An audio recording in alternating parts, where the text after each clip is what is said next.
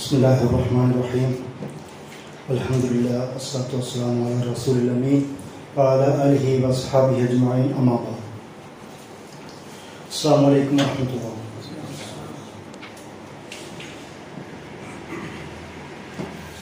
ഫലസ്തീനിൻ്റെ ചരിത്രം വളരെ ബൃഹത്തായ ചരിത്രമാണ്. 45 മിനിറ്റ് എന്ന് പറയുന്നത് വളരെ അക്രമമാണ്. ഫലസ്തീനിൻ്റെ ചരിത്രം നമ്മൾ ഈ ബനു ഇസ്രായേലിൻ്റെ ചരിത്രത്തിൽ നിന്ന് തന്നെ തുടങ്ങണം. ഫലസ്തീൻ അല്ലെങ്കിൽ ഇപ്പോൾ ഫലസ്തീൻ എന്നത് ഒരു ഇമാജിനറി പ്രദേശമായി മാത്രം അവശേഷിക്കുന്ന ഒരു സാഹചര്യത്തിലാണുള്ളത്. ഗൂഗിളിൽ നമ്മൾ നോക്കുമ്പോൾ ഇസ്രായേൽ എന്നേ കാണും. അത് ഫലസ്തീൻ തന്നെ അല്ലേ എന്ന് നമ്മൾ തിരിച്ചു ചോദിക്കേണ്ട ഒരു സാഹചര്യത്തിലും കൂടാണ്. ആ ഇസ്രായേൽ എന്ന് പറയുന്ന സ്റ്റേറ്റ് ഗ്രേറ്റർ ഇസ്രായേൽ എന്ന് പറയുന്ന ഒരു കൺസെപ്റ്റിലേക്ക് വളർന്നുകൊണ്ടിരിക്കുന്ന ഒരു പശ്ചാത്തലവും കൂടാണ്. ആ ഒരു ചരിത്രം തുടങ്ങുന്നത് ഇബ്രാഹിം നബി അലൈഹി ഇസ്ലാമിൽ നിന്ന് തന്നെയാണ്. ഇബ്രാഹിം അലൈഹി ഇസ്ലാം നമ്മൾ ഒരു കനേഷ്മാരി കണക്കിൽ 1813 BC കാലഘട്ടത്തിലാണ് അദ്ദേഹം ജനിക്കുന്നത് എന്നാണ് കണക്കുകൾ കാണുന്നത്. BC കാലഘട്ടം. അതിനുശേഷം അദ്ദേഹം ഊർ പ്രദേശത്തിലാണ് ജനിക്കുന്നത്. അദ്ദേഹം ഇസ്രായേലി അല്ല. ഊർ, അതായത് മെസപ്പൊട്ടോമിയൻ ഭാഗത്ത്, ഇന്നത്തെ ഇറാഖിൻ്റെ ഭാഗത്താണ് അദ്ദേഹം ജനിക്കുന്നത്. പിന്നീട് അവിടുന്ന് പല പലായനങ്ങളും ബൈബിൾ ചിത്രീകരിക്കുന്നുണ്ട്. നമ്മൾ ഈ വിഷയം സംസാരിക്കുമ്പോൾ പ്രധാനമായും ഖുർആനും പിന്നെ ബൈബിളുമാണ് നമ്മുടെ പ്രധാന റെഫറൻസ്. കാരണം നബി സല്ലല്ലാഹു അലൈഹി വസല്ലമയ്ക്ക് മുമ്പുള്ള ചരിത്രം നമുക്കറിയണമെങ്കിൽ, പ്രത്യേകിച്ച് ബനു ഇസ്രായേലിൻ്റെ ചരിത്രം അറിയണമെങ്കിൽ ബൈബിൾ തന്നെ നമുക്ക് അവലംബിക്കാൻ പറ്റുള്ളൂ. ബൈബിളിൽ തന്നെ 2 ഘടകങ്ങളുണ്ട്. അത് ഒന്ന് ഓൾഡ് ടെസ്റ്റ്മെന്റ്, പഴയ നിയമമെന്നും, രണ്ടാമത് പുതിയ നിയമമെന്നും. ഈസാ അലൈഹി ഇസ്ലാമിന് ശേഷമുള്ള സംഭവങ്ങളുടെ ഒരു ചുരുക്കെഴുത്താണ് പുതിയ നിയമങ്ങൾ. ഇതൊക്കെ നമുക്ക് നന്നായിട്ട് അറിയാം. ഓൾഡ് ടെസ്റ്റ്മെന്റിൽ പ്രത്യേകിച്ച് ഉൽപ്പത്തിക്ക് ശേഷം, അതായത് ജനസിസ് തുടങ്ങി പിന്നെ എക്സോഡസ്, അതായത് പുറപ്പാടെന്ന് പറയുന്ന ചാപ്റ്ററോട് കൂടിയിട്ടാണ് കൂടുതൽ ഈ ബനു ഇസ്രായേലിന്റെ ചരിത്രങ്ങൾ നമുക്ക് ബൈബിളിൽ കാണാൻ കഴിയുന്നത്. അത് ഉൽപ്പത്തി ഭാഗങ്ങളിൽ ഇബ്രാഹിം നബി അലൈഹി ഇസ്ലാമിന്റെ ചരിത്രം കാണാം.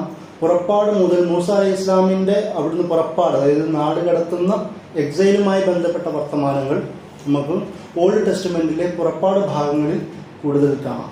അപ്പോൾ ഈ വിഷയമായി കൂടുതൽ വായിക്കാൻ താല്പര്യമുള്ളവർക്ക് ബൈബിൾ തന്നെ റെഫർ ചെയ്താൽ മതിയാകും. എങ്ങനെയാണ് നബി സല്ലല്ലാഹു അലൈഹി വസല്ലമയ്ക്ക് മുമ്പ് അല്ലെങ്കിൽ ഈസാ അലൈഹി ഇസ്ലാമിലേക്ക് മുമ്പ് പോലും ഇസ്രായേലികൾക്ക് എന്ത് സംഭവിച്ചു എന്ന് വായിക്കണമെങ്കിൽ ബൈബിൾ തന്നെ നമുക്ക് അവലംബിക്കേണ്ടി വരും. അതാണ് പറയുന്ന ചുരുക്കം. ഇബ്രാഹിം അലൈഹി ഇസ്ലാം അവിടുന്ന് പല ഭാഗങ്ങളിലേക്ക് പലായനം ചെയ്തു. നമുക്കറിയാം, ഹദീസുകൾ പോലും ഈജിപ്തിലേക്ക് യാത്ര ചെയ്യുന്നു. അവിടുന്നാണ് ഹാജറ ബീവിയെ ഗിഫ്റ്റായിട്ട് കിട്ടുന്ന നിലയിലുള്ള സംഭവങ്ങൾ കാണാം. അവിടുന്ന് പിന്നീട് ഇന്നത്തെ സൗദി അറേബ്യയുടെ നമ്മൾ മക്ക മദീന ചുറ്റുപാട് ഭാഗങ്ങളിലേക്ക് വരുന്നു. അതായത് പല ഭാഗങ്ങൾക്ക് ഇറങ്ങുന്നു ഈജിപ്തിൽ നിന്ന്. പിന്നീട് കാബയുടെ ചുറ്റുപാട് ഭാഗങ്ങളിലേക്ക് വരുന്നു. അവിടെ കാബ പടുത്തുയർത്തുന്ന ആയത്ത് സൂറ ബഖറയിൽ നമുക്ക് ആയത്തുകൾ വിശദീകരിക്കുന്നില്ല. ആയത്തുകൾ വിശദീകരിക്കാൻ നമുക്ക് സൗകര്യമില്ല. ഈ ഇബ്രാഹിം നബി അലൈഹി ഇസ്ലാമുമായിട്ടും ഇബ്രാഹിം നബി അലൈഹി ഇസ്ലാം കാബ പടുത്തുയർത്തുമ്പോൾ ആ പ്രാർത്ഥനയൊക്കെ നമുക്ക് നന്നായിട്ട് അറിയാം. ആ ഒരു സംഭവം അങ്ങനെയാണ് അറബിയുടെ ഒരു പശ്ചാത്തലം കാണുന്നത്. തൊട്ടടുത്ത നാടുകളിൽ സദൂൻ ഗോത്രത്തിൽ ലൂത്ത് നബി അലൈഹി ഇസ്ലാം, അതായത് ഇബ്രാഹിം നബീൻ്റെ കസിൻ എന്ന നിലയിൽ, സഹോദരൻ്റെ പുത്രൻ എന്ന നിലയിൽ നമുക്ക് ഹാറാന്റെ പുത്രനായ ലൂത്ത് അലൈഹി ഇസ്ലാമിന്റെ സംഭവത്തെ ബൈബിൾ പരാമർശിക്കുന്നുണ്ട്. അപ്പോൾ ഇവർ രണ്ടുപേരും കൂടാണ് പിന്നീട് ലൂത്ത് നബി അലൈഹി ഇസ്ലാമിനെ ആ നാടിന് ശിക്ഷ ഉണ്ടാകുമ്പോൾ അല്ലാഹു സുബ്ഹാനഹു വ തആല പറയുന്നുണ്ടല്ലോ, അവിടുന്ന് രക്ഷപ്പെടാൻ പറയുന്ന ഒരു ആയത്തുണ്ട്. ഇബ്രാഹിം നബി അലൈഹി ഇസ്ലാമിനെയും അതുപോലെ തന്നെ ലൂത്ത് നബി അലൈഹി ഇസ്ലാമിനെ നജ്ജൈനാഹു ലൂത്തൻ എന്ന് പറഞ്ഞുകൊണ്ട് അവിടുന്ന് ഈ ഭാഗത്തേക്ക് രക്ഷപ്പെടുത്തി കൊണ്ടുപോകുന്നു എന്ന് പറയുന്നത്. അങ്ങനെയാണ് ഫലസ്തീൻ ഭാഗത്തേക്ക് എത്തുന്നത്. അതല്ലാതെ തന്നെ നമുക്കറിയാം, ഷാം പ്രദേശത്തേക്ക് ഹാജറ ബീവിനെയും മകനെയും ഉപേക്ഷിച്ചുകൊണ്ട് ദാവത്തിന് പോകുമ്പോൾ ഹദീസ് വിശദീകരിക്കുന്നുണ്ട്, ഇത് പടച്ചോൻ പറഞ്ഞിട്ടാണോ? അപ്പോൾ അതേന്ന് പറയുമ്പോൾ ഇന്ന് ഞങ്ങൾ അള്ളാഹു വെറുതെ ഒഴിവാക്കുകയില്ല, ഞങ്ങൾക്ക് നഷ്ടപ്പെടുകയില്ല എന്ന് പറയുന്ന ഹാജറ ബീവിയുടെ മറുപടി നമുക്ക് ഹദീസുകൾ കാണാം. അങ്ങനെ ഇബ്രാഹിം നബി എന്ന് പറയുന്ന ഒരു പ്രവാചകന്റെ വളരെ പ്രവിശാലമായ ദാവത്തിന്റെ ഒരു മേഖല നമുക്ക് ബൈബിളിലും ഖുർആനിലും കാണാം. അതുകൊണ്ടാവണം ഒരു പക്ഷേ നബി സല്ലല്ലാഹു അലൈഹി വസല്ലമയുടെ മില്ലത്ത് ഇബ്രാഹിം പിൻപറ്റുവാൻ പറയുന്നത്. മറ്റൊരു പ്രവാചകനെയും ഇത്രയും പ്രവിശാലമായ ഒരു ദാവത്തിന്റെ മേഖല ഖുർആനിലോ മറ്റു ബൈബിളിലോ നമുക്ക് കാണാൻ കഴിയില്ല. ഇബ്രാഹിം നബി അലൈഹി ഇസ്ലാമിന് ശേഷമുള്ള ഒട്ടുമിക്ക പ്രവാചകന്മാരും ഇസ്രായേലി ജനതയ്ക്ക് വേണ്ടി മാത്രം വന്ന പ്രവാചകന്മാരാണ്. എന്നാൽ ഇബ്രാഹിം നബിയിൽ നിന്നാണല്ലോ ഇതിൻ്റെയൊക്കെ തുടക്കം. അതുകൊണ്ട് തന്നെ പ്രവിശാലമായ ലോകത്തിന്റെ ദാവത്തിന്റെ ഒരാളെന്ന നിലയിൽ അതുകൊണ്ട് തന്നെയാവും അബുൽ അംബിയ എന്നുള്ള പേര് ലഭിക്കുന്നത്. അതുകൊണ്ട് തന്നെയാണ് മില്ലത്ത് ഇബ്രാഹിം എന്ന് പറയുന്ന ഒരു മില്ലത്ത് തുടരാൻ നബിയോട് പോലും അള്ളാഹു കൽപ്പിക്കുന്നത്. അപ്പോൾ ഈയൊക്കെ ഒരു തിയോളജിക്കൽ ബന്ധം നമ്മൾ ഫലസ്തീനിയൻ വിഷയത്തിൽ ചേർത്ത് മനസ്സിലാക്കേണ്ടതാണ്. അങ്ങനെ ഇബ്രാഹിം നബി അലൈഹി ഇസ്ലാം ഫലസ്തീനിലേക്ക് വരുന്നു. അവിടെ ഇസാഖ് നബി അലൈഹി ഇസ്ലാമിനെ അവിടെ വളർത്തുന്നു. ഇസാഖ് നബി അലൈഹി ഇസ്ലാമിൻ്റെ 2 പുത്രന്മാർ ഈസോയും അതുപോലെ തന്നെ യാക്കൂബ് നബി അലൈഹി ഇസ്ലാം. വളരെ പ്രചാരമുള്ള ചവിട്ടുനാടകത്തിലെ പാട്ടുണ്ട്, പുണ്യവാളാൻ ഇസ്ഹാഖീൻ ഉണ്ടായി 2 മക്കൾ. അത് ഈ 2 മക്കളെ കുറിച്ചുള്ള പരാമർശമാണ്. അവിടെയാണ് യാക്കൂബ് നബി അലൈഹി ഇസ്ലാമിൻ്റെ സംഭവം തുടങ്ങുന്നത്. പക്ഷേ ബൈബിളിൽ നമ്മൾ ഖുർആനും ബൈബിളും ചേർത്ത് വെച്ച് പഠിക്കേണ്ട ചില കാര്യങ്ങൾ. എന്തുകൊണ്ട് ഖുർആൻ എന്നതിൻ്റെ ഉത്തരം ഇവിടെയാണ്. കാരണം ബിബ്ലിക്കൽ പ്രവാചകന്മാരെ, ബൈബിളിൽ അല്ലെങ്കിൽ തോറയിൽ പരാമർശിക്കപ്പെട്ട പ്രവാചകന്മാരുടെ സ്വഭാവ ഗുണങ്ങൾ അത്ര നല്ലതല്ല. പലർക്കും വളരെ മോശമായ സ്വഭാവമുണ്ട്. കള്ളുകുടിയന്മാരായിരുന്നു, പെണ്ണുപിടിയന്മാരായിരുന്നു എന്നൊക്കെ തരത്തിലുള്ള മോശം ചിത്രീകരണങ്ങളാണുള്ളത്. അവിടെയാണ് എന്തുകൊണ്ട് ഖുർആൻ എന്നതിൻ്റെ ഒരു ഉത്തരവും കൂടി വരുന്നത്. ഇവിടെ നമുക്കറിയാം, ബൈബിളിൽ തന്നെ നോക്കുമ്പോൾ യാക്കൂബ് നബി അലൈഹി ഇസ്ലാമും ഇസാഖ് നബി അലൈഹി ഇസ്ലാം തമ്മിൽ വസ്തുതർക്കത്തെക്കുറിച്ചുള്ള ബഹളങ്ങളും ബൈബിളിൽ പരാമർശിക്കുന്നുണ്ട്. ഈ 2 പ്രവാചകന്മാരെയും ഖുർആൻ അതിവിശിഷ്ടരായ പ്രവാചകന്മാരെന്ന് പരാമർശിക്കുമ്പോൾ പക്ഷേ ബൈബിളിൽ വളരെ മോശം ചിത്രീകരണങ്ങളാണുള്ളത്. അപ്പോൾ അത് നമ്മൾ എന്തുകൊണ്ട് ഇസ്രായേലി പ്രവാചകന്മാരെ ഖുർആൻ പരാമർശിക്കുന്നു എന്നത് വെറും ഒരു കഥ പഠിപ്പിക്കുന്നതിന് മാത്രമല്ല, എന്തുകൊണ്ട് ഈ ബൈബിൾ വന്ന തിരുത്തുകൾ തെറ്റാണെന്നും ആ തിരുത്തൽ അനിവാര്യമാണെന്നും ഖുർആൻ എന്തുകൊണ്ടാണ് ഡിവൈൻ ആവുന്നത് എന്നും കൂടി പഠിപ്പിക്കാനും കൂടെ വേണ്ടിയിട്ടാണ്. അവിടെയാണ് യാക്കൂബ് നബി അലൈഹി ഇസ്ലാമിൻ്റെ കഥ വരുന്നത്. അവിടെയാണ് ഇസ്രായേൽ എന്ന് പറയുന്ന പേരും രൂപപ്പെടുന്നത്.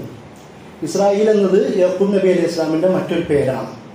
പക്ഷേ ബിബ്ലിക്കൽ നരേഷൻസിൽ ഇസ്രായേൽ എന്ന് പറയുന്നത് കർത്താവുമായി മല്ലയുദ്ധം നടത്തിയ ആളെന്നാണ് അർത്ഥം. ഇങ്ങനെ ആ ഭാഗത്ത് വിശദീകരിക്കുന്ന ഭാഗത്ത് അന്തിരാവോളം കർത്താവുമായും ചിലപ്പോൾ മാലാഖമാരുമായി പോലും മല്ലയുദ്ധം നടത്തുകയും അവസാനം കർത്താവിനെയൊക്കെ പരാജയപ്പെടുത്തിയിട്ട് അതുകൊണ്ട് എന്നാൽ നിനക്ക് ഈ പേരിരിക്കട്ടെ എന്ന് കൊടുത്തതാണ് ഇസ്രായേൽ എന്നാണ് ബൈബിൾ നരേഷൻ നമുക്ക് കാണാൻ കഴിയുന്നത്. പക്ഷേ ഇസ്ലാമിക വിശദീകരണങ്ങളിൽ വളരെ വിനയമുള്ള, സ്നേഹമുള്ള, സബ്മിഷനുള്ള, അള്ളാഹുവിനോട് സറണ്ടർ കാണിക്കുന്ന ഒരാളെന്ന നിലയിലാണ് ഇസ്രായേൽ എന്നുള്ള പദം കൊടുത്തതെന്നാണ് ഒരു മുസ്ലിം വിശദീകരണമുള്ളത്. അപ്പം എന്തായാലും ഇങ്ങനൊരു പദം യാക്കൂബ് നബി അലൈഹി ഇസ്ലാമിനോടാണ് ഈ ഇസ്രായേൽ എന്നുള്ളത്. അദ്ദേഹത്തിൻ്റെ മക്കളെയാണ് നമ്മൾ ബനു ഇസ്രായേൽ എന്ന് ചേർക്കുന്നത്. അപ്പോഴും പിന്നെ 12 മക്കളുടെ കഥയാണ് കാണുന്നത്. ബൈബിളിൽ 1-2 പെൺമക്കളുടെ എക്സ്ട്രാ പേരുകളും കൂടി കാണാം. ഇതിൽ ഈ കുടുംബത്തിൽ പ്രധാനമായും 2-3 ഫാമിലികളെ നമ്മൾ നോട്ട് ചെയ്യണം.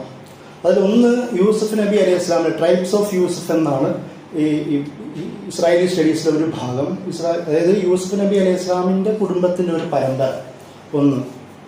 രണ്ടാമത് ബെഞ്ചമിൻ, അതായത് ബിന്യാമീൻ, ട്രൈബ്സ് ഓഫ് ബിന്യാമീൻ്റെ ഗോത്ര വംശ പരമ്പരയ്ക്ക് അങ്ങനെ ഒരു പേര് നമുക്ക് കാണാം.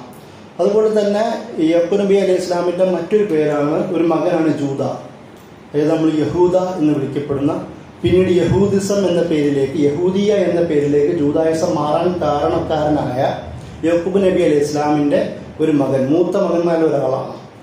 അദ്ദേഹത്തിൻ്റെ പേരാണ് ജൂദ. അതിപ്പോൾ ട്രൈബ്സ് ഓഫ് ജൂദ എന്ന പേരിലും ഒരു 3 ട്രൈബുകൾ, വേറെയും ചിലതുണ്ടെങ്കിൽ പോലും ഈ 3 ട്രൈബുകളാണ് ഇസ്രായേലി ചരിത്രത്തിലെ ഏറ്റവും പ്രമുഖമായ ട്രൈബുകൾ. ഇത് പിന്നീട് വളരെ നിർണായകമായ റോള് വഹിക്കുന്ന സംഭവവികാസങ്ങൾ ഉണ്ടാക്കുന്നുണ്ട്. അതുകൊണ്ടാണ് ഞാൻ ആദ്യമേ ഈ 3 ട്രൈബിനെ കുറിച്ച് ആദ്യം വിശദീകരിച്ചത്. നമുക്കറിയാം, ആ ബാക്കിയുള്ള യൂസഫ് നബി അലൈഹി ഇസ്ലാമിൻ്റെ സംഭവങ്ങൾ ഖുർആനിൽ തന്നെ വിശദീകരിക്കുന്നുണ്ട്. അത്രത്തോളം വിശദീകരണം ബൈബിളിലില്ല. എന്നാൽ ഖുർആനിൽ ഒരു പക്ഷേ ഒരു പ്രവാചകനെ ഒരൊറ്റ സൂറത്തിൽ കൂടുതൽ വിശദീകരിക്കുന്നത് യൂസഫ് നബി അലൈഹി ഇസ്ലാമിനെ കുറിച്ചാവാം.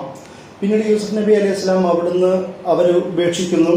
ആ ഉപേക്ഷിക്കുന്നതിനെ കുറിച്ച് ബൈബിൾ പറയുന്നത് 17-18 വയസ്സുകാലത്താണ്. നമ്മൾ ഈ ഗുലാം എന്നുള്ളത് നമ്മൾ വിശദീകരിച്ചുകൊണ്ട് പിഞ്ച് പൈതൽ എന്നൊക്കെ രീതിയിൽ നമ്മൾ മുസ്ലിം ചരിത്രരചനയിലുണ്ട്. പക്ഷേ ബൈബിളിൽ നല്ല വയസ്സെത്ത ഒരു മികവാർന്ന ഒരു പയ്യനെയാണ്, ചെറുപ്പക്കാരനെയാണ് അനിയന്മാർ കൊണ്ട് കളയുന്നത്, ചേട്ടന്മാർ കൊണ്ട് കളയുന്നതായിട്ട് ബൈബിൾ വിശദീകരിക്കുന്നത്. ഒരുപക്ഷെ കുറച്ചും കൂടി അത് കാണാം. കാരണം 2 വർഷം അദ്ദേഹം അവിടത്തേക്കും ഈജിപ്തിലെത്തുന്നു, അവിടുത്തെ ഭരണാധികാരിയുടെ കീഴിൽ വളരുന്നു. കുറച്ച് കഴിഞ്ഞ് ഈ ബാക്കി 10 കുറച്ച് വർഷക്കാലം അത് ജയിൽ ആവുന്നു. പിന്നീട് ഒരു നല്ല ആരോഗ്യവും മികത്വവും വളരെ യുവാവൊക്കെ കഴിഞ്ഞിട്ടുള്ള ഒരു പശ്ചാത്തലത്തിലാണ് അദ്ദേഹം ഭരണമേഖലയിലേക്ക് എത്തുന്നത്. അതൊക്കെ വെച്ച് നോക്കുമ്പോൾ അത് ഇസ്രായേലി ബിബ്ലിക്കൽ നരേഷൻ കുറച്ചും കൂടി യോജിക്കുന്നതായി കാണാം. കാരണം നമ്മുടെ മുസ്ലിം ചരിത്രകാരന്മാർക്കൊരു പ്രശ്നമുണ്ട്. നമ്മുടെ ഹദീസ് ഗ്രന്ഥങ്ങളിൽ പോലും ഇസ്രായേലിയാത്ത് വല്ലാതുണ്ട്. ഇസ്രായേലിയത്ത് എന്ന് പറയുന്നത് ഇസ്രായേലി ജനതയ്ക്കിടയിൽ ഫലസ്തീൻ ഷാം പോലുള്ള പ്രദേശങ്ങളിലും യമൻ പോലുള്ള ചുറ്റുപാട് ഭാഗങ്ങളിലൊക്കെയും ക്രിസ്ത്യാനികളും യഹൂദന്മാരും കൂടി താമസിച്ചിരുന്നു. നമുക്കറിയാം മദീനയിൽ യസ്രിബ് എന്നത് അത് കൂടുതൽ യഹൂദരായിരുന്നു, കുറച്ച് ക്രിസ്ത്യൻസ് ആയിരുന്നു. അപ്പോൾ ഈ ഭാഗങ്ങളിലൊക്കെയും യഹൂദ കഥകൾ, ഇസ്രായേലി കഥകൾ ധാരാളം ഉണ്ടായിരുന്നു. അത് നമ്മുടെ ഹദീസുകളോടൊപ്പം പ്രാബല്യം ഉണ്ടാകുന്ന തരത്തിൽ മുത്തവാത്തിറായി മാറുകയും നമ്മുടെ ഹദീസ് ഗ്രന്ഥങ്ങളിലും സ്ഥാനം നേടുകയും നമ്മുടെ തഫ്സീറുകളിൽ ഈ കഥകൾ വളരെ സുന്ദരമായി വിശദീകരിക്കുകയും ചെയ്യുന്നു. എത്രത്തോളം എന്ന് പറഞ്ഞാൽ യൂസുഫ് നബി അലൈഹി ഇസ്ലാമിൻ്റെയും സുലേഖ ആ കഥകൾ വളരെ ഹറാമായ ഒരു ബന്ധത്തിൻ്റെ എങ്ങനെയാണ് അല്ലാഹു സുബ്ഹാനഹു വ തആല യൂസുഫ് നബീനെ രക്ഷിച്ചു എന്ന് പറയുമ്പോൾ നമ്മൾ മാപ്പിളപ്പാട്ടുകളിലൂടെ അവരുടെ പ്രണയത്തിൻ്റെ കഥകളാണ് പറയുന്നത്. അത്രത്തോളം ഒരു പ്രണയം എന്ന രീതിയിൽ പോലും കഥകൾ വിശദീകരിക്കുന്ന തരത്തിലേക്ക് തഫ്സീറുകളിലും കഥകളിലും പിന്നീട് മാറി. രചനകളിൽ ഫോക്ലോർ കഥകളിലാണ് ഇതധികം ഉണ്ടായത്. അതായത് ഇസ്രായേലി ഫോക്ലോർ കഥകളെ അതേപടി നമ്മൾ നമ്മുടെ രചനകളിലേക്ക് മുസ്ലിം ചരിത്രകാരന്മാർ ഉൾപ്പെടുത്തിയത് പിൽക്കാലത്ത് ഒരുപാട് പ്രശ്നങ്ങൾ ഉണ്ടാകാൻ കാരണമായി. അതിൻ്റെ ഒരു ഉദാഹരണമാണ് ഞാൻ ഈ പറഞ്ഞത്. അപ്പോൾ അദ്ദേഹം യൂസുഫ് നബി അലൈഹി ഇസ്ലാമിൽ അവിടേക്ക് വരുന്നു. അദ്ദേഹം ഭരണാധികാരിയായി. ഈ യൂസുഫ് നബി അലൈഹി ഇസ്ലാമിൻ്റെ കാലം പറയുമ്പോൾ സാധാരണ നമ്മുടെ മുസ്ലിം ചരിത്രകാരന്മാർക്കിടയിൽ ഉണ്ടാകുന്ന ഒരു പ്രശ്നമാണ്, അവിടെ ഫിറോനി ഭരണകൂടമായിരുന്നു ഉണ്ടായിരുന്നതെന്നാണ് നമ്മൾ വിശദീകരിക്കുന്നത്. എന്നാൽ ബിബ്ലിക്കൽ സ്റ്റഡീസിൻ്റെ ഭാഗമായി ഈ ആധുനിക പണ്ഡിതന്മാർ പറയുന്നത് ഫിറോന്റെ രാജവംശമായിരുന്നില്ല അവിടെ ഉണ്ടായിരുന്നത്. ഹൈക്സോസിസ് എന്ന് വിളിക്കപ്പെടുന്ന ഇടയ രാജവംശമായിരുന്നു ഉണ്ടായിരുന്നത്. അത് അറബുകളായ പ്രത്യേകിച്ച് ഷാം, ഫലസ്തീൻ, ബാക്കിയുള്ള പ്രദേശങ്ങളിൽ നിന്നും ഈജിപ്തിലേക്ക് കുടിയേറിയ ഒരു രാജവംശമായിരുന്നു. അത് ഫറോവൻ രാജവംശമായിരുന്നില്ല. അവർ കുറച്ചും കൂടി അറബികളോടും ഇങ്ങനെയുള്ള വരത്തന്മാരോടും വിദേശികൾക്കും കുറച്ചും കൂടി ഒരു പിന്തുണയുള്ള മനസാക്ഷിയുള്ള മനുഷ്യന്മാരായിരുന്നു.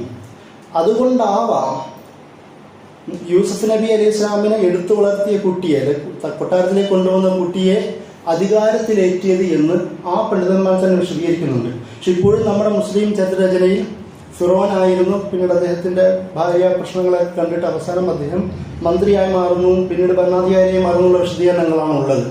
യഥാർത്ഥത്തിൽ ബിബ്ലിക്കൽ നരേഷനിൽ പോലും അത് ബൈബിളിൽ പോലും ഫിറോനെ കുറിച്ചിട്ടല്ല പറയുന്നത്.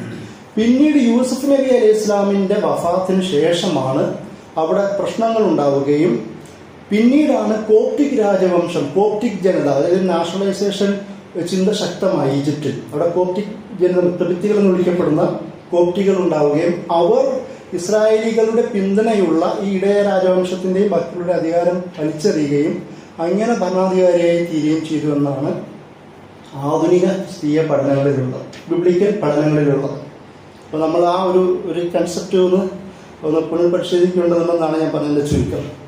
അങ്ങനെയാണ് യൂസുഫ് നബി അലൈഹി ഇസ്ലാമിന് ശേഷം അവിടെ ഈ ഒരു കോപ്റ്റിക് രാജവംശത്തിൻ്റെ ഉദയം ഉണ്ടാകുന്നത്. അവരിലാണ് ഫിറോൻ രാജവംശം ശക്തമാകുന്നത്.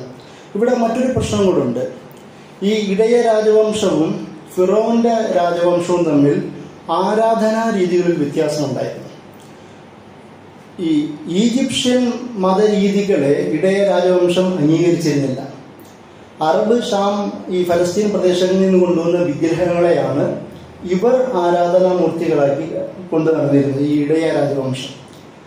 ആ ഷിർക്കിനോടാണ് യൂസുഫ് നബി അലൈഹി ഇസ്ലാമും കുടുംബവും ഇവർ വാദിച്ചിരുന്നത്, ദഅവത്ത് നടത്തിയിരുന്നത്. പിന്നീട് അത് പോവുകയും ഈജിപ്ഷ്യൻ ഫറോവൻ അവർ സ്വതന്ത്രമായ ഈജിപ്ഷ്യൻ മതദേവതകളെയൊക്കെ ഉയർത്തിക്കൊണ്ടുവരികയും അതിനെ അംഗീകരിക്കാത്ത ഇസ്രായേലികളെ പീഡിപ്പിക്കാൻ തുടങ്ങുകയും ചെയ്തു എന്നതാണ് ചരിത്രത്തിൽ കാണുന്നത്. നമുക്ക് ഖുർആൻ തന്നെ പറയുന്നുണ്ട്, നമ്മുടെ ഈ വിഗ്രഹങ്ങളെ ആരാധിക്കാത്ത, അനുസരിക്കാത്ത, അംഗീകരിക്കാത്തവരാണ് ഇസ്രായേലികൾ എന്ന രീതിയിൽ ഖുർആൻ ഇസ്രായേലികളെ പരാമർശിക്കുന്ന ഈ ഫിറോന്റെ വാക്കുകളിലൂടെ നമുക്ക് പരിചയപ്പെടുത്തുന്നുണ്ട്. അപ്പോൾ ഈ രണ്ടും മതത്തിന് വ്യത്യാസവും കൂടെ ഉണ്ട്. കാരണം എന്തുകൊണ്ടാണ് ഫിറോൻ അല്ലെങ്കിൽ ഫിറോന്റെ രാജവംശം ഇസ്രായേലികളെ എത്രത്തോളം പീഡിപ്പിച്ചത്? അതിലൊരു കാരണം ഈ മതവിശ്വാസത്തിന്റെ കാരണങ്ങളാണ്. പിന്നീട് നമ്മൾ അടുത്ത വിഷയം വരുമ്പോൾ, അതായത് യൂസുഫ് നബി അലൈഹി ഇസ്ലാമിന്റെ വഫാത്തിന് ശേഷം, ഇതൊക്കെ നീണ്ട കഥകളാണ്, ഞാൻ ചരിത്രത്തെ ചുരുക്കിക്കൊണ്ടുപോവുകയാണ്. യൂസുഫ് നബി അലൈഹി ഇസ്ലാം അദ്ദേഹത്തിന്റെ മാതാപിതാക്കളെ കൊണ്ടുവരുന്ന കഥയുണ്ട്. ഏകദേശം 110 വയസ്സം കണ്ടായിരുന്നു ഇത്രേ യാക്കൂബ് നബി അലൈഹി സ്വലാം.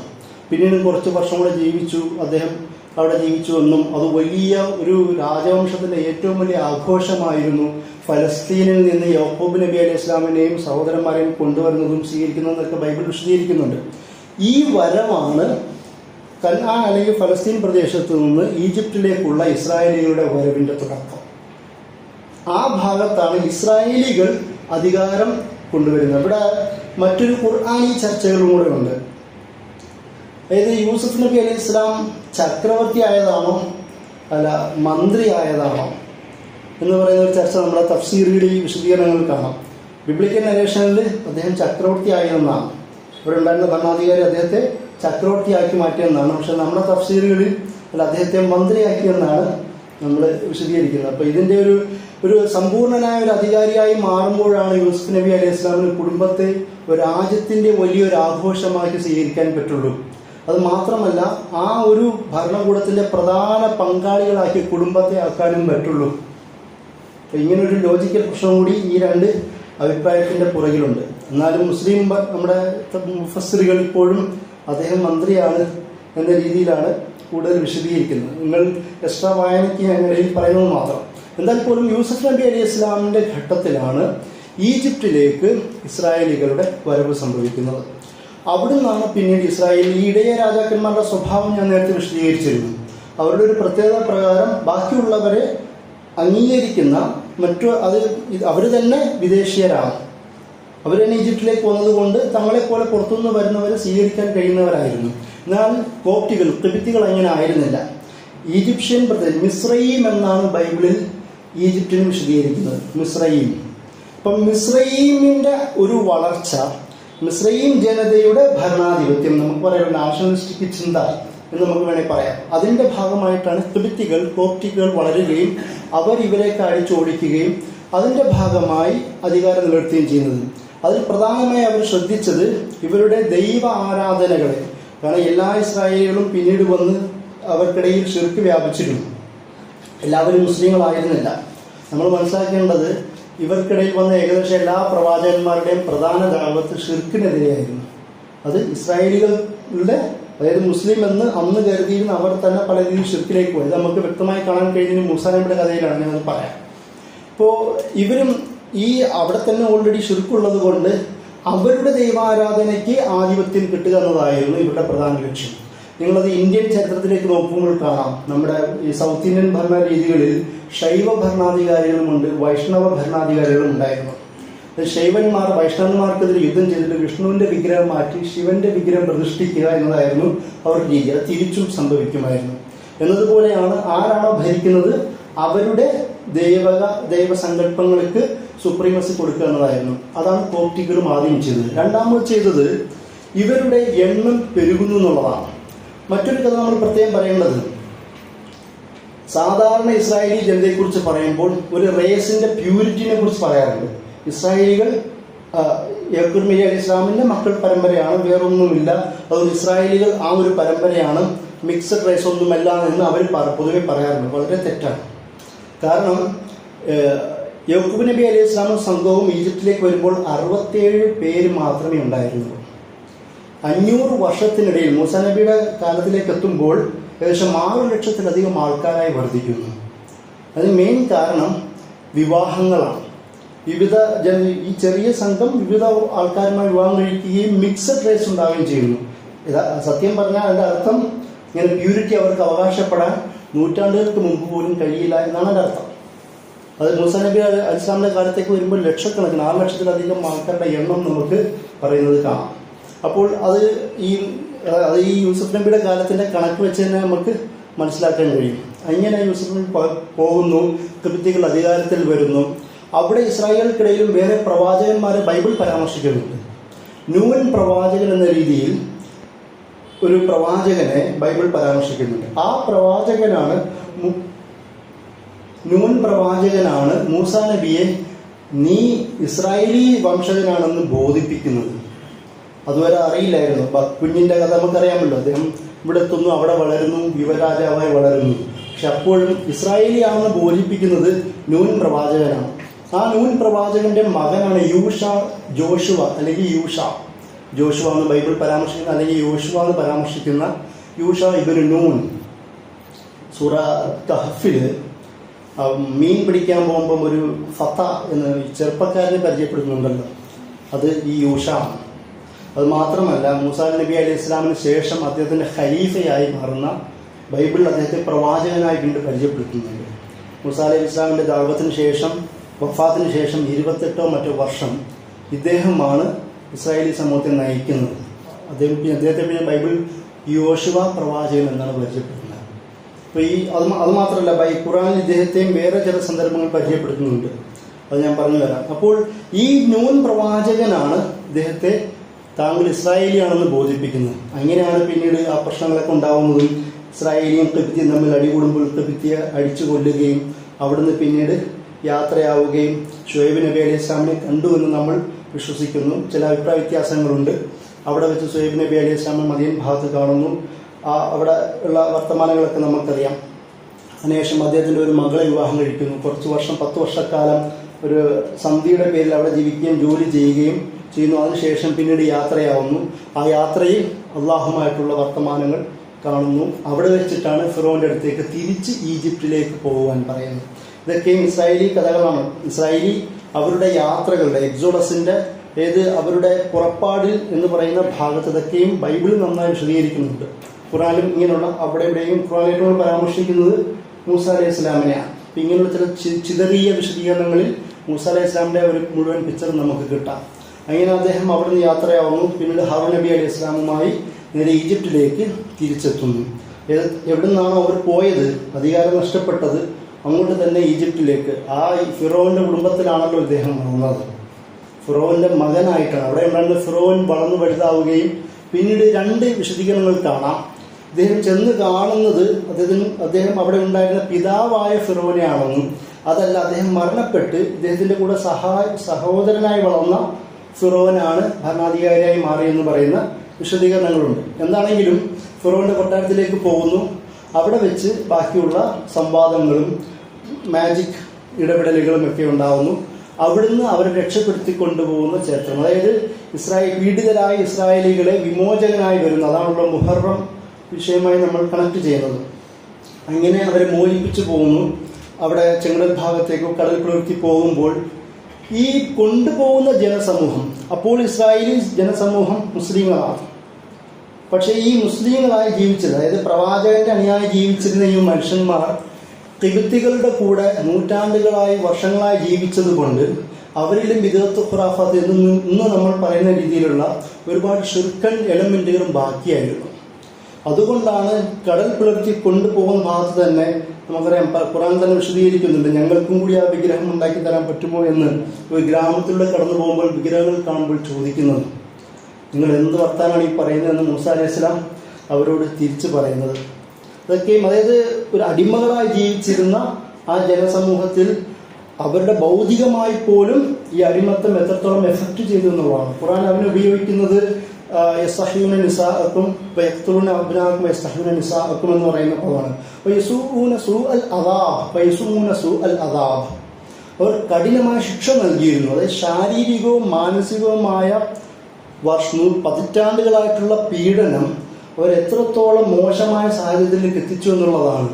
മുസ്ലിം സമൂഹമായിരിക്കെ തന്നെ ഇനി മൂസ ഇല്ലെങ്കിൽ പകരം ഒരു ദൈവത്തെ ഞങ്ങൾക്ക് ഒപ്പിച്ചു തരും എന്ന് പറയുന്ന ഒരു അവസ്ഥയിലേക്ക് അവരെത്തിച്ചത്.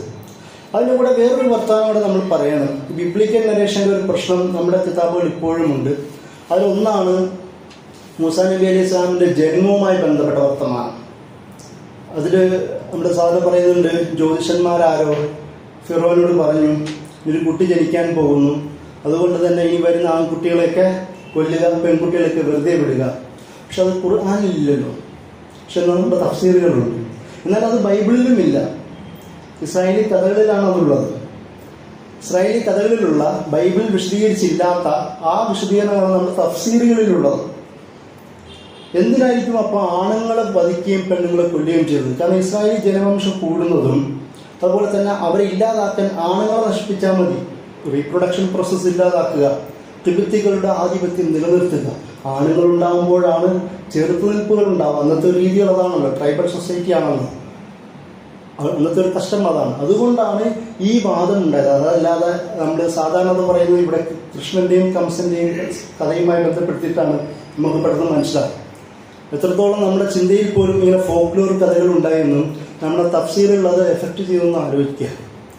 എന്താണെങ്കിലും ആ സംഭവമല്ല, പകരം തിബറ്റുകളുടെ നാഷണലിസ്റ്റ്, അവരുടെ മിസ്രയും ഈജിപ്ഷ്യൻ വാദത്തിന്റെ ഒരു പ്രതിഫലനമായിരുന്നു പെണ്ണുങ്ങളെ വധിക്കാതെയും ആണുങ്ങളെ വധിച്ചിട്ടുമുള്ള ഒരു ഇടപാടുകളുടെ സംഭവം. ഇവരെ പിന്നീട് ഇവിടുന്ന് മോചിപ്പിക്കുകയും അവിടുന്ന് ഭാഗത്തേക്ക് കൊണ്ടുപോവുകയും അതിൻ്റെ ഭാഗമായി നദീതീരത്ത് എത്തുകയും ചെയ്യുന്ന ഒരു സംഭവമുണ്ടല്ലോ. ഫാറാൻ എന്ന് പറയുന്ന സീനായി ഉപദ്വീപിൻ്റെ ഒരു ഭാഗത്തേക്കാണ് മൂസ അലൈഹി സ്വലാം ഇവരെ കൊണ്ടെത്തിക്കുന്നത്. അവിടെ എത്തിച്ചിട്ടാണ് പിന്നീട് മൂസ അലൈഹി സ്വലാം ഇവരോട് പറയുന്നത് എന്താണ്, ജോർദാൻ ഭാഗത്തേക്കുള്ള ഒരു ജനതയുണ്ട്, അവിടെ കയറണമെങ്കിൽ അവിടെയുള്ള ഭരണാധികാരികളോട് നിങ്ങൾ യുദ്ധം ചെയ്യണം. അപ്പോൾ ഇവരെന്താ തിരിച്ചു പറയുന്നത്, നിങ്ങൾ മടിയാണ്. ആദ്യം ഖുർആനിലും അതേപോലെ തന്നെ ബൈബിളിലും, പ്രത്യേകിച്ച് ബൈബിളിൽ ഞാൻ നേരത്തെ പറഞ്ഞ യൂഷ ഇബ്നു നൂനിനെയും മറ്റൊരു വിശ്വാസിയായ ശരിയായ സത്യവിശ്വാസിയായ ഒരാളാണ് കാലിബ് ഇബ്നു യൂഫന്ന. ഈ രണ്ടുപേരുമാണ് പിന്നീട് യഹൂദരെ കൊണ്ട് നടക്കുന്നത്. ഈ കാലിബ് ഇബ്നു യൂഫന്നയെയും അതുപോലെ തന്നെ യൂഷ ഇബ്നു നൂനിനെയും മൂസ അലൈഹി സ്വലാം ആ ഭാഗത്തേക്ക് അന്വേഷിക്കാൻ പറഞ്ഞു വിടുന്നത് എന്താണ് അവരുടെ അവസ്ഥ എന്ന്. ഇവര് തിരിച്ചു വന്നിട്ട് കാര്യങ്ങളൊക്കെ പറയുമ്പോഴും ഇസ്രായേൽ ജനത പൊട്ടിക്കരയാൻ തുടങ്ങിയെന്നും നീ ഞങ്ങളെ ഇങ്ങനെ കൊലയ്ക്ക് കൊടുക്കാനാണോ കൊണ്ടുവന്നതെന്ന് മൂസ അലൈഹി സ്വലാമിനോട് ഇസ്രായേലിൽ ചോദിക്കുന്നുണ്ട്. ഏതുപോലെ, അതായത് മുമ്പിൽ വലിയ കടലും പുറകിൽ ഫിറോൻ വന്നപ്പോഴും ചോദിച്ചതുപോലെ വീണ്ടും അതേ ചോദ്യം ഈ രക്ഷപ്പെടുത്തി കൊണ്ടുവന്ന സമൂഹം മൂസ അലൈഹി സ്വലാമിനോട് വീണ്ടും ചോദിക്കുന്നുണ്ട്. സാധാരണ നമ്മൾ മനസ്സിലാക്കേണ്ടത് മൂസ അലൈഹി സ്വലാം ഖുർആൻ ഏറ്റവും വലിയ ക്ഷിപ്രകോപിയായി പരിചയപ്പെടുത്തിയത് മൂസ അലൈഹി സ്വലാമിനെയാണ്. ദേഷ്യം വന്ന ഒരാളെ അടിച്ചു കൊന്ന ആളാണ്. ബൈബിളിൽ ഈ ഷുഐബ് നബിയുടെ മക്കളെ കാണുന്ന ഒരു സീൻ വിശദീകരിക്കുന്നുണ്ട്. ഖുർആനിൽ അവരുടെ അടിയും ബഹളമൊന്നും പറയുന്നില്ലെങ്കിൽ പോലും ബൈബിളിൽ അടി പറയുന്നുണ്ട്. ഇദ്ദേഹത്തിൻ്റെ മക്കൾക്ക് വെള്ളം കൊടുക്കാതെ കുറച്ച് ആട്ടിടയന്മാർ അവർ ഭയങ്കര റൂഡ് സ്വഭാവം കാണിക്കുകയും മൂസ അലൈഹി സ്വലാം കയ്യിലുള്ള വടിയെടുത്ത് അവരെ അടിച്ചു കൊടുക്കുകയും അങ്ങനെ വെള്ളം കൊടുത്തു എന്നാണ് പറയുന്നത്. ഒരു ദേഷ്യപ്രകടനത്തിൻ്റെ രീതി കാണാം. പിന്നീട് അടുത്ത ദേഷ്യപ്രകടനം നമ്മൾ കാണുന്നത് ഹാറൂൻ നബി. ബൈബിളിൽ ഹാറൂൻ നബി മൂസ അലൈഹി സ്വലാമിൻ്റെ 3 വയസ്സ് മൂത്ത ആളായിട്ടാണ് കാണിക്കുന്നത്. ജ്യേഷ്ഠനാണ് എൻ്റെ അർത്ഥം. താടിക്കും മുടിയിലൊക്കെ കയറി പിടിച്ചുകൊണ്ട് വഴക്കിട്ടു എന്നാണ്. ബൈബിളിൽ അദ്ദേഹത്തെ ചവിട്ടി താഴിട്ടു എന്നാണ്. കയ്യിലിരുന്ന അള്ളാഹു കൊടുത്ത ഫലകങ്ങൾ വലിച്ചെറിഞ്ഞു എന്നാണ്. നമുക്ക് സങ്കല്പിക്കാൻ പോലും കഴിയാത്ത ഇമാജിക് ചിത്രങ്ങളാണ് ഖുർആൻ മൂസ നബിയെ ചിത്രീകരിക്കുന്നത്. എന്നാൽ ഈ സംഭവത്തോടടുക്കുമ്പോൾ ഞാൻ നേരത്തെ പറഞ്ഞ വിഗ്രഹങ്ങൾ ഉണ്ടാക്കി തരാൻ പറയുന്ന ഒരു സംഭവം ഉണ്ടാകുമ്പോഴും അതുപോലെ തന്നെ നീ നിന്റെ റബ്ബും കൂടെ പോയി യുദ്ധം ചെയ്യൂ എന്ന് പറയുമ്പോഴും മൂസ നബിയുടെ വല്ലാത്ത പ്രതികരണം ഖുർആൻ ചിത്രീകരിക്കുന്നില്ല. അതിന് കാരണം അപ്പോഴത്തേക്ക് മൂസ നബി വയസ്സനാവുകയും കുറച്ചും കൂടി പക്വതയുള്ള ഒരാളായി മാറി എന്നാണ് നമുക്ക് മനസ്സിലാക്കാൻ കഴിയുന്നത്.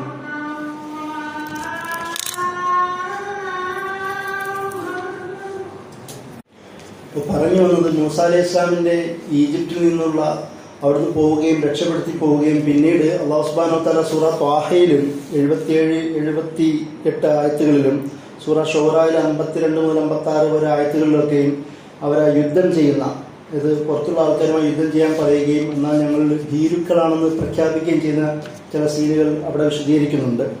അതിനുശേഷമാണ് അദ്ദേഹം മരണപ്പെടുമ്പോഴാണ് ഞാൻ നേരത്തെ പറഞ്ഞ യൂഷ ഇബ്നു നൂനെ അധികാരം ഏൽപ്പിക്കുന്നത്. എന്ന് വെച്ചാൽ ഖലീഫ എന്ന രീതിയിലാവുകയും മാറിയും അദ്ദേഹത്തിൻ്റെ നേതൃത്വത്തിൽ ഏകദേശം 28 വർഷക്കാലം അദ്ദേഹവും അവരെ നേതൃത്വത്തിലേക്ക് വരുന്നുണ്ട്.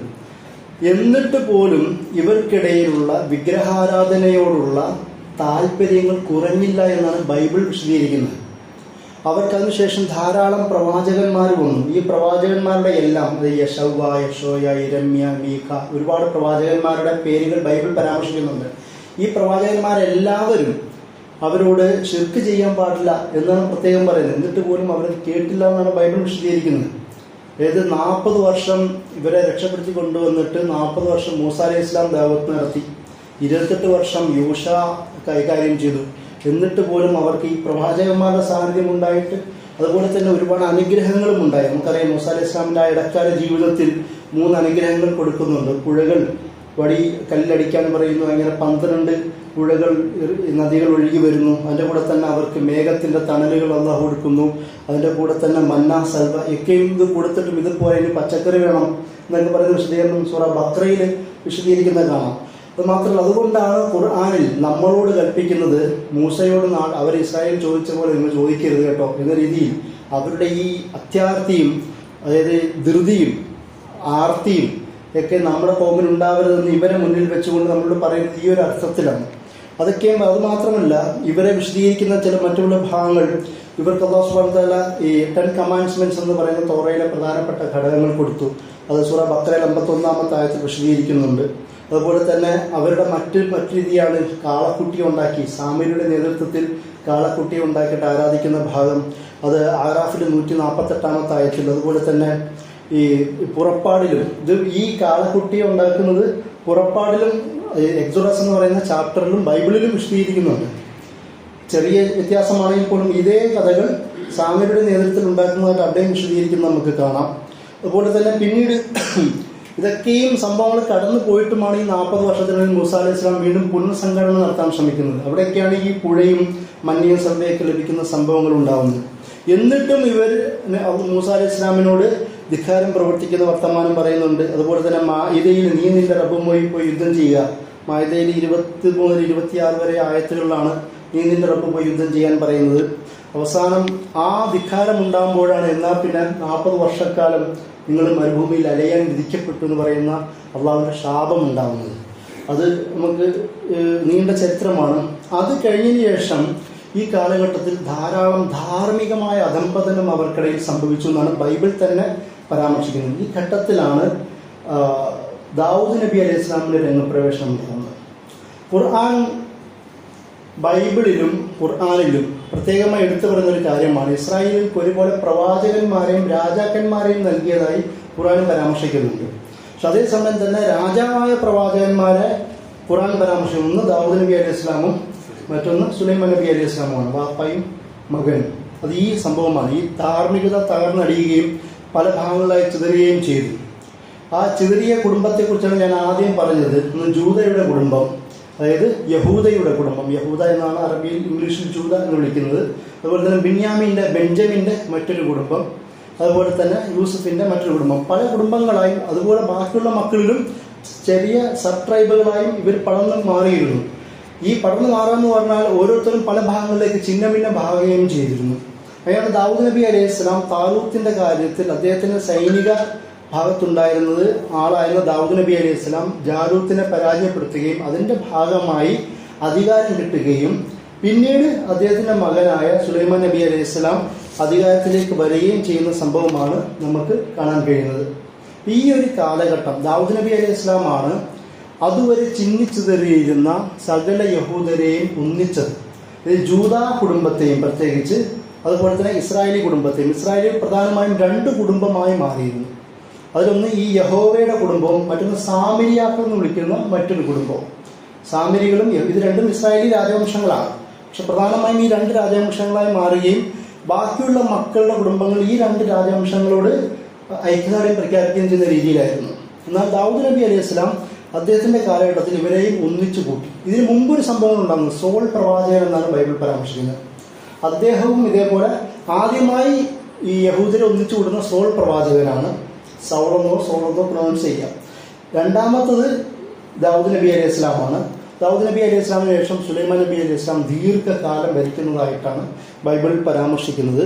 പിന്നീട് അത് ഈ 970 മുതൽ 931 വരെ BC കാലഘട്ടത്തിലാണ് സുലൈമാൻ നബിയുടെ കാലഘട്ടം ഉണ്ടാകുന്നത്.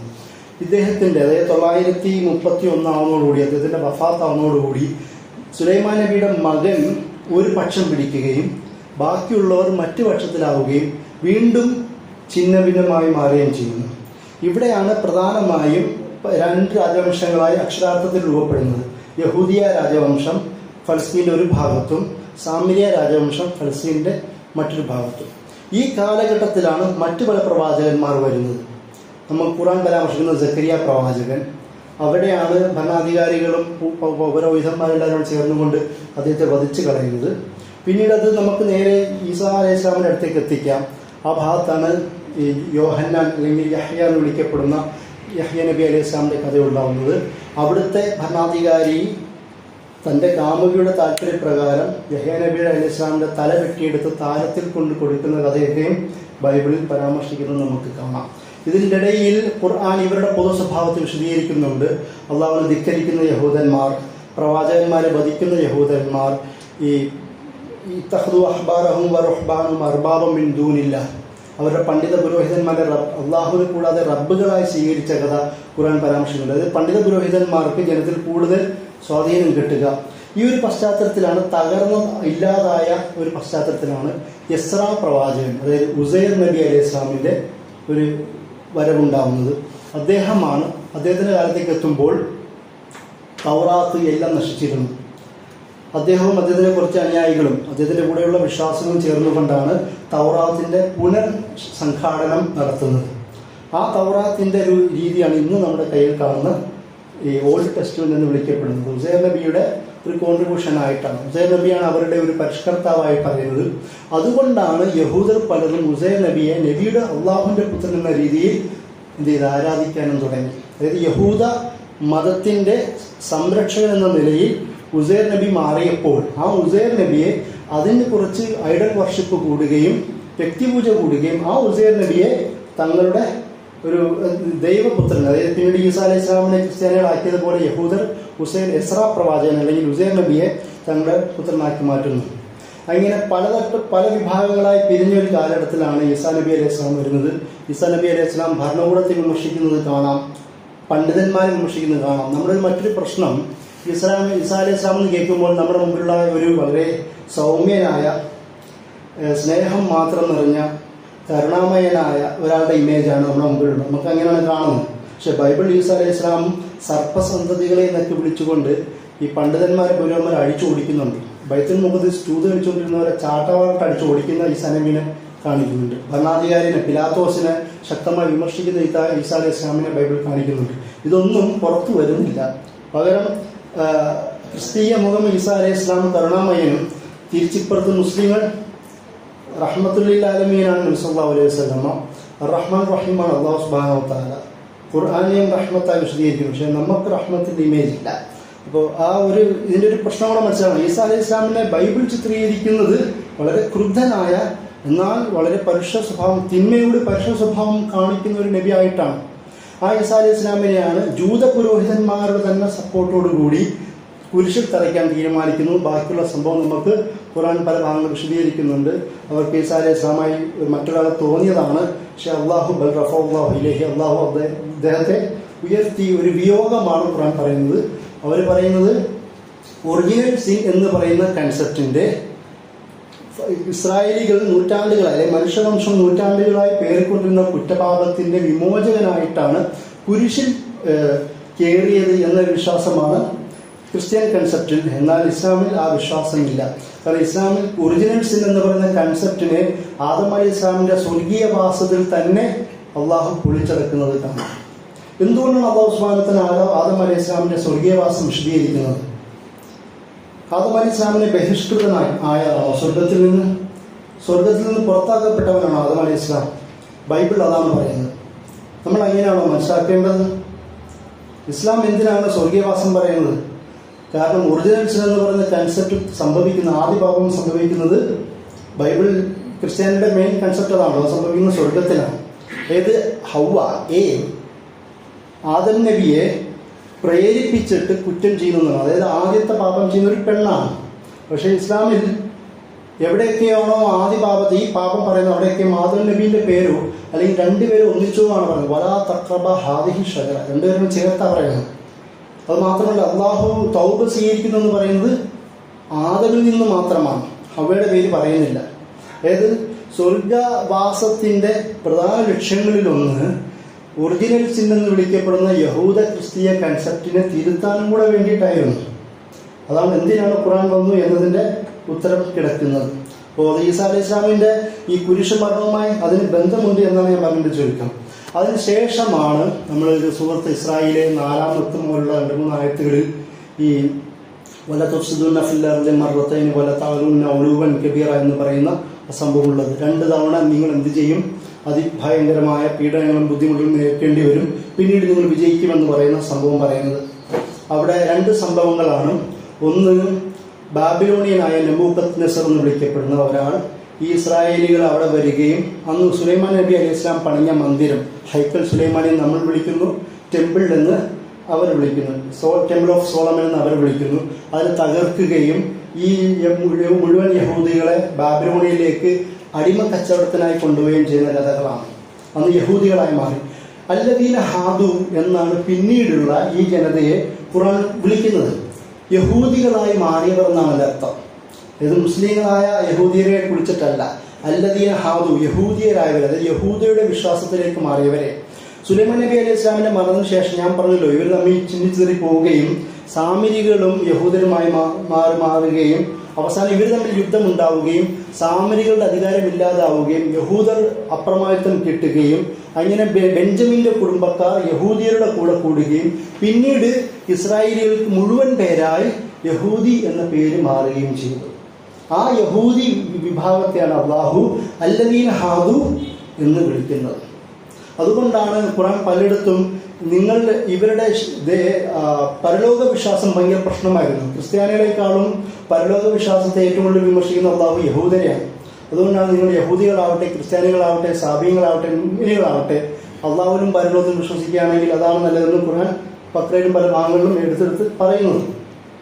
കാരണം ഈ കാലഘട്ടങ്ങളിൽ അവരുടെ പരലോക വിശ്വാസം പോലും തകരാറാവുന്ന തരത്തിലേക്കാണ്. അതാണ് ഈസാ അലൈഹി ഇസ്ലാമിന്റെ ശക്തമായ പ്രബന്ധം കാണുവാൻ കഴിയുന്നത്.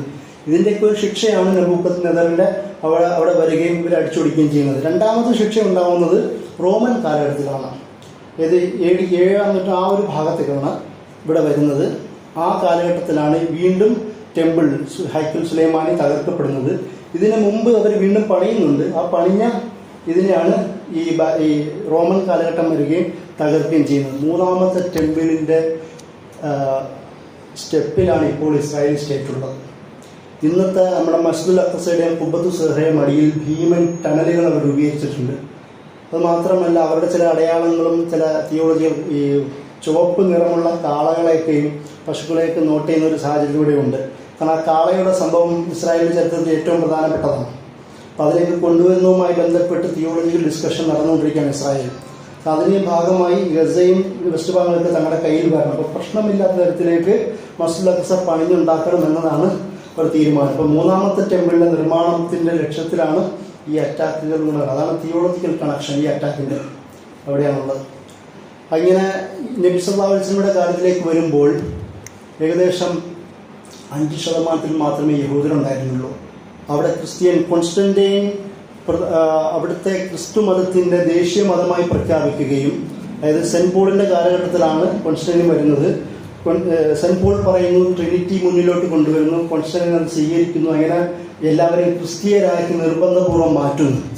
അങ്ങനെ ആ ഒരു കാലം നബിയുടെ കാലത്തേക്ക് എത്തുമ്പോൾ യഹൂദന്മാർ വളരെ തുലവും തുച്ഛമായി മാറുകയും ക്രിസ്ത്യാനിറ്റി ശക്തമായി നിൽക്കുന്ന കാലത്താണ്. അവരോടാണ് ഈ നമ്മുടെ ഉമർ റളിയല്ലാഹു അൻഹുവിന്റെ ഫതഹ് ഫലസ്തീൻ സംഭവിക്കുന്നതും. ക്രിസ്ത്യൻ ഭരണാധികാരികളോടും പുരോഹിതന്മാരുമായിട്ടാണല്ലോ സന്ധി ഉണ്ടാകുന്നത്, യഹൂദരുമായിട്ടല്ല. എന്നുവെച്ചാൽ യഹൂദർ അന്നേ അവരുടെ റോൾ ഇല്ലാതായി മാറിയിരുന്നു. ഈ കാലഘട്ടത്തിൽ യഹൂദർ ലോകത്തിന്റെ പല ഭാഗങ്ങളിലേക്ക് ചിതറപ്പെട്ടു. യൂറോപ്യൻ നാടുകളിൽ യഹൂദർ അത്ര ഇഷ്ടപ്പെട്ടിരുന്നില്ല. യൂറോപ്യൻ വിശ്വാസപ്രകാരം, യൂറോപ്യൻ എന്ന് വെച്ചാൽ ക്രിസ്തീയ വിശ്വാസപ്രകാരം ക്രിസ്തുവിന്റെ കുരിശുമരണത്തിന് കാരണക്കാരാരാണ്? യഹൂദരാണ്. അതുകൊണ്ട് യഹൂദരെ തങ്ങളുടെ നാട്ടിൽ വെച്ചു പൊറിപ്പിക്കാൻ പറ്റില്ല. അതായിരുന്നു പ്രധാന കാരണം. മറ്റു പല കാരണങ്ങളും, അതിന് മെയിൻ കാരണം തിയോളജിക്കലാണ്. അങ്ങനെയാണ് അടിച്ചോടിപ്പിക്കപ്പെടുകയും കൂട്ടക്കൊല ചെയ്യുകയും സംഭവിക്കുകയും ചെയ്യുന്നത്. പക്ഷേ മുസ്ലിം ജനസമൂഹം, അത് മംലൂക്കുകളാവട്ടെ, അയ്യൂബികളാവട്ടെ, അതുപോലെ തന്നെ സ്പാനിഷ് മുസ്ലിങ്ങളാവട്ടെ, പിന്നെ ഉസ്മാനികളാവട്ടെ, ഇവരൊക്കെയും യഹൂദരെ സഹൃദയം സ്വീകരിക്കുകയാണ് ചെയ്തത്.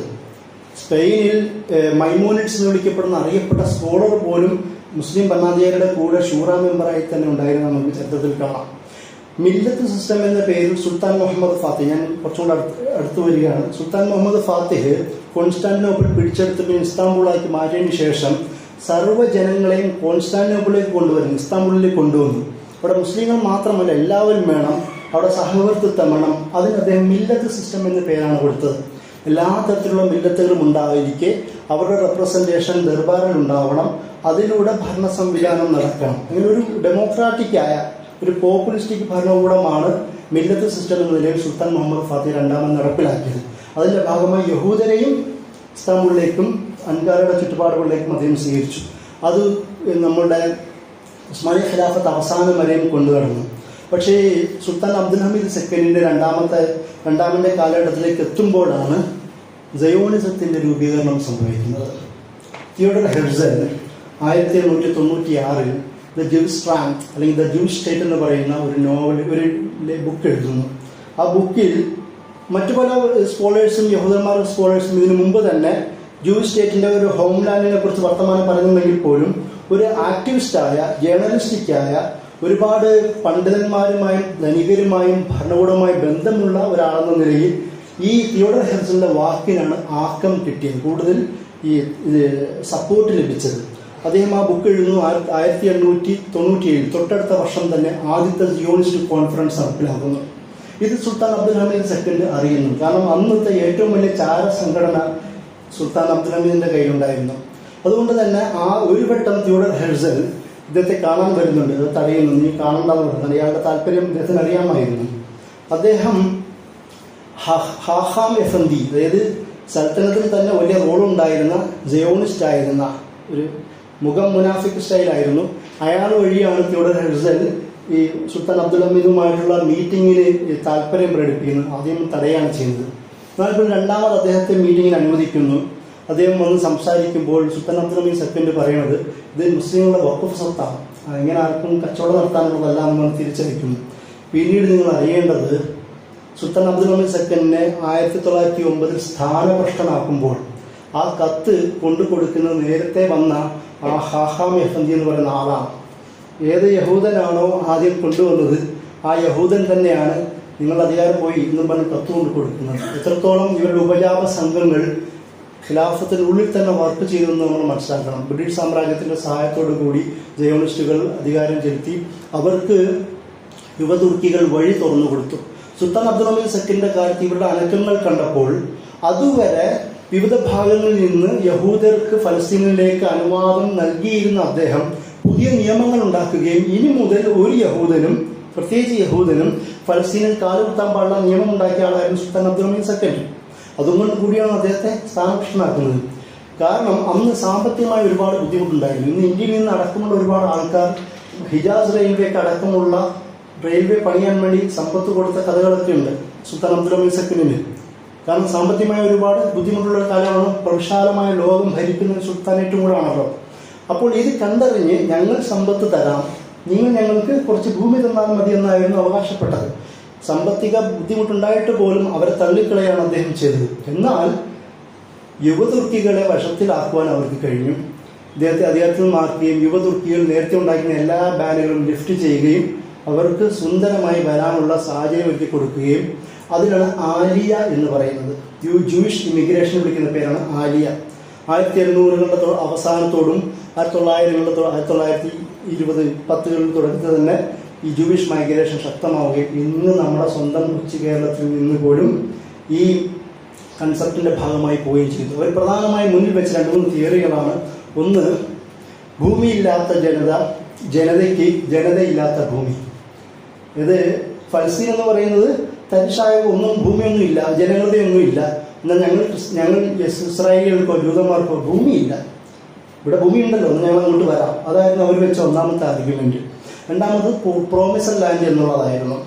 കാരണം 3500 വർഷത്തിന് മുമ്പ് തൗറയും ബൈബിളും ഒക്കെ ഞങ്ങൾക്ക് നൽകിയ പ്രോമിസാണ് ഫലസ്തീൻ എന്ന് പറയുന്നത്. ആലോചിച്ച് നോക്കുക. ഖുർആൻ തന്നെയും ബൈബിൾ പോലും പുറപ്പാട് ഭാഗത്ത് പറയുന്നുണ്ട്, നിങ്ങൾ നല്ലവരാണെങ്കിൽ നിങ്ങൾക്ക് തരുമെന്നാണ്, നിങ്ങളുടെ സ്വഭാവം നല്ലതാണെങ്കിൽ തരുമെന്നായിരുന്നു. പക്ഷെ ഇവർ ഈ അധികാരം പിടിച്ചെടുത്ത പോലും കൊള്ളയും കൊടുക്കുകയും റേപ്പിലൂടെയൊക്കെ ആയിരുന്നു. ബൈബിൾ പോലും നിരസിച്ച അവകാശഭാഗമാണ് അവർ പ്രോമിസഡ് ലാൻഡ് എന്ന പേരിൽ അവർ നടപ്പിലാക്കാൻ ശ്രമിച്ചത്. അതുകൊണ്ടാണ് ഇന്നത്തെ യഹൂദ നാട്ടിൽ പോലും, ജൂസ് സ്റ്റേറ്റിൽ പോലും ഓർത്തഡോക്സ് യഹൂദ പണ്ഡിതന്മാർ ഇസ്രായേൽ സ്റ്റേറ്റിന് എതിരായി നിൽക്കുന്നവരാണ്. അവർ പറയുന്നത് നമ്മളോട് യഹോവ കൽപ്പിച്ചത് ഇങ്ങനെ അഭയാർത്ഥികളായി നടക്കുവാനുമാണ്, അതാണ് നമ്മളോട് കൽപ്പന, അല്ലെ സ്റ്റേറ്റ് രൂപീകരിക്കാനല്ല. കാരണം നൂറ്റാണ്ടുകളായി നമ്മൾ നല്ല സ്വഭാവത്തിലായിരുന്നില്ല, അതുകൊണ്ട് സ്റ്റേറ്റ് ഉണ്ടാവാൻ നമുക്ക് അർഹതയില്ല എന്നാണ് ഓർത്തഡോക്സ് ജൂയിഷ് പണ്ഡിതന്മാർ പോലും പറയുന്നത്. ഇപ്പോഴും അത് കാണാം. അതുകൊണ്ടാണ് നല്ലൊരു ശതമാനം BDS മൂവ്മെന്റ്, ഈ BDS മൂവ്മെന്റ് എന്ന് പറയുന്നത് സ്റ്റേറ്റിനെതിരെയുള്ള ഇസ്രായേൽ സ്റ്റേറ്റിനെതിരെയുള്ള ബോയ്ക്കോട്ട് ഡൈവേഴ്സിറ്റി മൂവ്മെന്റിന്റെ പ്രധാന നേതൃത്വത്തിലധികവും യഹൂദ പുരോഹിതന്മാരാണ്. കാരണം ഇതുകൊണ്ടാണ് അവർ ഇസ്രായേൽ സ്റ്റേറ്റിനെ അതിന്റെ രൂപീകരണത്തെ അംഗീകരിച്ചിട്ടില്ല. ഈ ഒരു വാദം, പ്രോമിസ്ഡ് ലാൻഡ് എന്ന് പറയുന്ന വാദവും അതുപോലെ തന്നെ ഭൂമിയില്ലാത്ത ജനതയ്ക്ക് ജനതയില്ലാത്ത ഭൂമി എന്ന് പറയുന്ന വാദവും മുന്നിൽ വെച്ചുകൊണ്ടാണ് ഇസ്രായേലിന്റെയും ജർമ്മനിയുടെയും റഷ്യയുടെയൊക്കെ സഹായത്തോടു കൂടി ഇവർ അധികാരത്തിലേക്ക് വരാൻ ശ്രമിക്കുന്നത്. അത് സുൽത്താൻ അബ്ദുൽ ഹമീദിനെ നീക്കം ചെയ്തുകൊണ്ട് യുവതുർക്കികളുടെ സഹായത്തോടു കൂടിയിട്ടാണ് അതിന് പ്രധാനമായും വഴിയൊരുക്കുന്നത്. പിന്നീട് സംഭവിക്കുന്നത്, ആരാണ് ഇവരെ സഹായിച്ചത് അവരെ തന്നെ തിരിഞ്ഞു കൊത്തുന്ന കഥ ജിയോണിസ്റ്റുകൾക്കുണ്ട്. അതായത് 1940-കളിൽ പല തവണ ബ്രിട്ടീഷ് ഈ ആർമിയെ തന്നെ ജിയോണിസ്റ്റുകൾ അറ്റാക്ക് ചെയ്യുന്നുണ്ട്. കാരണം ഇവരുടെ അതിപ്രസരം, ഈ ഇമിഗ്രേഷന്റെ അതിപ്രസരം കാരണം ഒരുപാട് പ്രശ്നങ്ങൾ ഉണ്ടായപ്പോൾ ബ്രിട്ടീഷ് ഭരണകൂടം തന്നെ ഒന്ന് കൺട്രോൾ ചെയ്യാൻ ശ്രമിച്ചതിന്റെ പേരിൽ ഒരുപാട് ബ്രിട്ടീഷ് ആർമിയെ ഇവർ തന്നെ വധിച്ചിട്ടുണ്ട്. അത് തന്നെ നമുക്ക് ചരിത്രത്തിൽ കാണാൻ കഴിയും. കാരണം കൂടെ നിന്നവരെ തന്നെ അറ്റാക്ക് ചെയ്യുന്ന ഒരു കഥ സയോണിസ്റ്റുകൾക്കുണ്ട്. അതായത് ഒരു ജീവിതത്തിൽ ഒരിക്കലും കരാറുകൾ പാലിച്ച അനുഭവമില്ലാത്ത, കൂടെ നിൽക്കുന്നവരെ പോലും തിരിഞ്ഞു നോക്കാൻ കഴിവുള്ള ഒരു വിഭാഗം എന്ന നിലയിലാണ് നമുക്ക് സയോണിസ്റ്റുകളെ ചരിത്രത്തിൽ കാണാൻ കഴിയുന്നത്. അങ്ങനെയാണ് 1948 അധികാരത്തിലേക്ക് വരുന്നത്. അതിന് മുമ്പ് 1-2 നീക്കങ്ങളും കൂടെ ഉണ്ട്. അറബ് റിവോൾട്ട് ഉണ്ടാവുന്നുണ്ട്. അതിന് മുമ്പ് മക്കയിലെ ഹിജാസിന്റെ അമീറായിരുന്ന ഷെരീഫ് ഹുസൈനെ പലതവണ ബ്രിട്ടീഷുകാരുടെ സഹായത്തോടുകൂടി ഹുസൈൻ മക്മോഹൻ കരാറിനെ താല്പര്യം കാണിച്ചുകൊണ്ട് ഉസ്മാനിയ ഖിലാഫത്തിൽ നിന്നും വിഘടനമുണ്ടാക്കുവാനുള്ള സകല തയ്യാറെടുപ്പ് നടക്കുന്ന ബ്രിട്ടീഷ് സാമ്രാജ്യമാണ്. ഖിലാഫത്തിന് തകർക്കുക എന്നുള്ളതായിരുന്നു. ഒരു സ്ഥലത്ത് അതാണെങ്കിൽ ബ്രിട്ടീഷുകാർ ഡിവൈഡ് ആൻഡ് റൂൾ പോളിസി അവിടെയും കളിച്ചു.